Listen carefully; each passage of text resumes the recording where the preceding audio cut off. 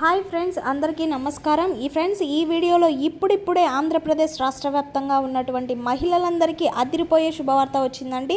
So మహిళల ఖాతాలోకి ప్రతి నెల 1500 రూపాయలు అయితే రాష్ట్ర ప్రభుత్వం విడుదల చేసేందుకైతే సిద్ధమవుతుంది. ఈ నేపథ్యంలో రాష్ట్ర వ్యాప్తంగా ఉన్నటువంటి ఈ యొక్క 18 సంవత్సరాలు పూర్తి అయినటువంటి ప్రతి మహిళలు కూడా కొన్ని రకాల ప్రూఫ్స్ అయితే రెడీ చేసుకోవాల్సి ఉంటుంది. అలాగే ఇప్పుడు చాలామంది ఈ యొక్క పోస్ట్ ఆఫీస్ అకౌంట్ అనేది ఖచ్చితంగా కావాలని, అలాగే పోస్ట్ ఆఫీస్ అకౌంట్ ఉన్న వాళ్ళకి ఈ యొక్క 18 సంవత్సరాలు నిండినటువంటి మహిళలకు ఎవరైతే పోస్ట్ ఆఫీస్ అకౌంట్ ఉంటుందో వాళ్ళకి మాత్రమే 1500 పడతాయని చెప్పేసి చాలామంది అంటున్నారు. సో ఈ యొక్క విషయంలో మనకి ఏ బ్యాంక్ అకౌంట్ ఉండాలి, అలాగే పోస్ట్ ఆఫీస్ అకౌంట్ ఖచ్చితంగా ఉండాలా లేదా విషయాలన్నీ కూడా నేను క్లారిటీగా అయితే ఎక్స్ప్లెయిన్ చేస్తాను. కాబట్టి మీరు స్కిప్ చేయకుండా వీడియోని అయితే పూర్తిగా చూడండి. రాష్ట్ర వ్యాప్తంగా ఉన్నటువంటి 18 సంవత్సరాలు నిండినటువంటి మహిళలు ఈ వీడియో చూస్తున్నటువంటి మీ యొక్క ఫ్రెండ్స్ అండ్ ఫ్యామిలీలో ఎవరైనా ఉంటే వాళ్ళకు కూడా ఈ వీడియోని షేర్ చేయాలి. వాళ్ళు కూడా అయితే ఈ యొక్క ప్రూఫ్స్ అయితే రెడీ చేసుకుంటారు. అప్పుడు స్కీమ్ అనేది మనకు లాంచ్ చేసిన వెంటనే మిస్ కాకుండా వాళ్ళు డైరెక్ట్గా ఈ పథకానికి సంబంధించి లబ్ధి అయితే ఈజీగా పొందుతారు. ఇక లేట్ చేయకుండా టాపిక్ని స్టార్ట్ చేద్దాం. ఫ్రెండ్స్, మన యొక్క ఆంధ్రప్రదేశ్ రాష్ట్ర వ్యాప్తంగా ఉన్నటువంటి 18 నుంచి 59 సంవత్సరాల వయసు కలిగినటువంటి మహిళలందరికీ రాష్ట్ర వ్యాప్తంగా ముఖ్యమంత్రి నారా చంద్రబాబు నాయుడు గారి ఎన్నికల ప్రచారంలో భాగంగా సూపర్ 6 పేరుతో 6 పథకాలను అయితే మనకు తీసుకురావడం జరిగిందండి. అందులో మహిళలకు సంబంధించి చాలా ప్రాముఖ్యమైన పథకం ఆడబిడ్డ నిధి పథకం. ఈ యొక్క ఆడబిడ్డ నిధి పథకం 18 ఏళ్ళ పైబడినటువంటి మహిళలు ఇంట్లో ఎంతమంది ఉన్నా సరే అంతమందికి కూడా మనకు ఒక్కొక్కరికి 1500 రూపాయల చొప్పున ప్రతి నెలలో కూడా పంపిణీ చేస్తామని రాష్ట్ర ముఖ్యమంత్రి నారా చంద్రబాబు నాయుడు గారు అయితే ఎన్నికల ప్రచారంలో హామీ ఇచ్చారు. ఇప్పుడు హామీ ఇచ్చిన తర్వాత ఒక్కొక్కటిగా మనకు స్కీమ్ అయితే అమలు చేసుకుంటూ వస్తున్నారు. అందులో భాగంగానే మన యొక్క ఆంధ్రప్రదేశ్ రాష్ట్ర వ్యాప్తంగా ఇప్పుడు ఇంటింటికి కూడా మనకు హౌస్ హోల్డ్ మ్యాపింగ్ అయితే మనకు చేస్తున్నారన్నమాట. సో దీన్నే హౌస్ హోల్డ్ జియో ట్యాగింగ్ అంటారన్నమాట. సో దీనికి సంబంధించి పూర్తి వివరాలు అయితే మనం ఇక్కడ చూసుకున్నట్లయితే, సో ఈ యొక్క అప్డేట్ని మనం క్లారిటీగా చూస్తే కొన్ని రోజులుగా సచివాలయం సిబ్బంది ద్వారా ఇంటింటికి వెళ్ళి ఆంధ్రప్రదేశ్ రాష్ట్ర ప్రభుత్వం నిర్వహిస్తున్న ముఖ్య కార్యక్రమం కుటుంబం సర్వే. దీన్ని హౌస్ హోల్డ్ జియో ట్యాగింగ్ అంటారు. మీ ఇంటికి వారు వచ్చినప్పుడు, అంటే మీ ఇంటికి సచివాలయంలో ఉన్నటువంటి అధికారులు వచ్చినప్పుడు అందుబాటులో ఉండి మీ ఇంటి వద్దనే జియో ట్యాగింగ్ చేసుకోండి. ఒకవేళ మీరు గనక ఎక్కడైనా మ్యాపింగ్ అయి ఉంటే మీరు అక్కడ దగ్గరలో ఉన్నటువంటి సచివాలయానికి వెళ్ళి ఆధార్ కార్డు ద్వారా తప్పనిసరిగా జియో ట్యాగింగ్ చేయించుకోవాలి. మీరు గనక జియో ట్యాగింగ్ చేయించుకోకపోతే హౌస్ హోల్డ్ డేటా బేస్లో తొలగించిపోవడం జరుగుతుంది. దానివల్ల మీరు ప్రభుత్వం నుంచి వెలువడే కొన్ని సంక్షేమ కార్యక్రమాలు మీకు రాకుండా ఆగిపోతాయి. కాబట్టి ఈ పథకాలు మీరు పోగొట్టుకోకూడదు అనుకుంటే ఖచ్చితంగా హౌస్ హోల్డ్ మ్యాపింగ్ చేయించుకోవాలి.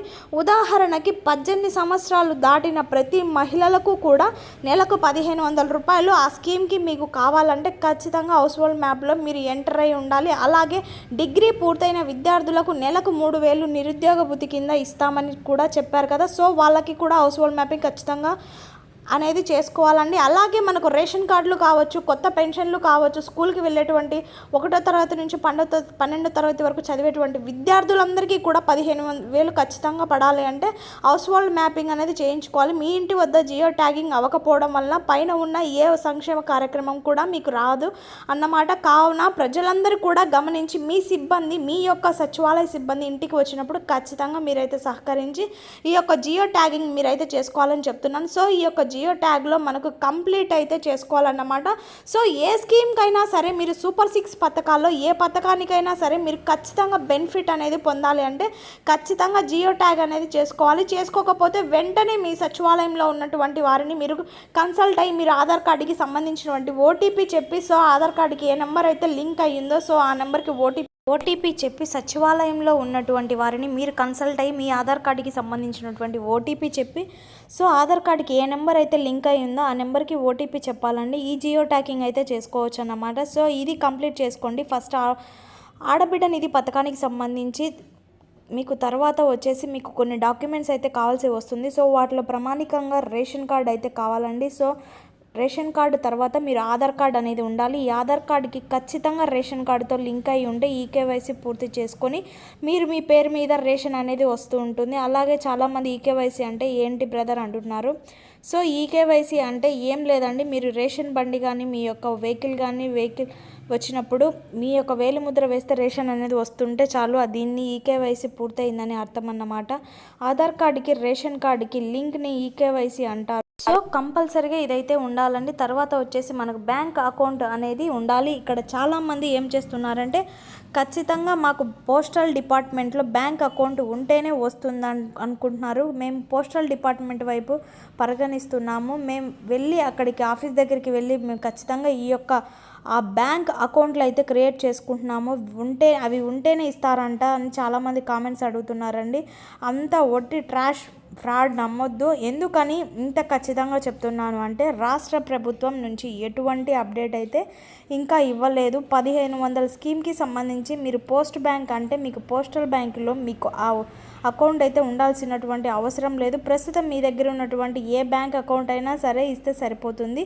కాకపోతే గుర్తుపెట్టుకోండి, మీరు ఇచ్చేటువంటి అకౌంట్కి ఆధార్ కార్డుతో లింక్ అయి ఉండాలి, అంటే ఎన్పిసిఐ లింక్ ఉండాలి. మీరు మీ యొక్క బ్యాంక్ అకౌంట్లో గతంలో మనకు ఆ యొక్క అమ్మఒడి కానీ అలాంటివి పడినటువంటి ఉంటే నో ప్రాబ్లం, ఖచ్చితంగా మీకు ఈకేవైసీ అయితే మీకు కంప్లీట్ అయిపోయి ఉంటుంది. అలాగే మీ యొక్క బ్యాంక్ అకౌంట్కి ఎన్పిసి లింక్ కూడా క్లియర్ అయి ఉంటుంది. ఒకవేళ అలా కాకుండా కొత్త వారు ఎవరైనా ఉంటే మీరు బ్యాంక్ అకౌంట్ని మీ యొక్క బ్యాంక్ అకౌంట్ దగ్గర మీరు జిరాక్స్ తీసుకొని మీ యొక్క ఆధార్ కార్డ్ జిరాక్స్ తీసుకొని సో దీన్ని ఎన్పిసిఐ మ్యాపింగ్ చేయండి.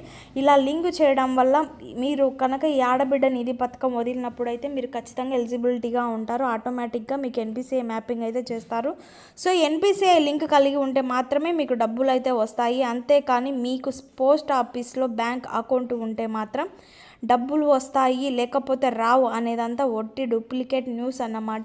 దాన్ని అయితే మీరు నమ్మవద్దు. దాని గురించి మీరు పోస్ట్ ఆఫీస్ చుట్టూ తిరగాల్సిన అవసరం కూడా లేదు.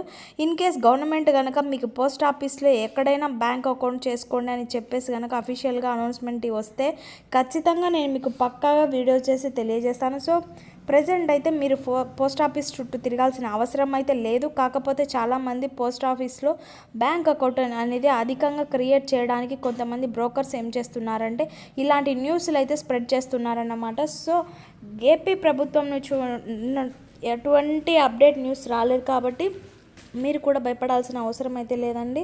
సో ఇలాంటి వీడియోస్ మళ్ళీ మీరు చేరాలనుకుంటే వెంటనే మన ఛానల్ని సబ్స్క్రైబ్ చేసుకోండి. అలాగే ఈ వీడియో కనుక నచ్చినట్లయితే లైక్ చేసి షేర్ చేయండి.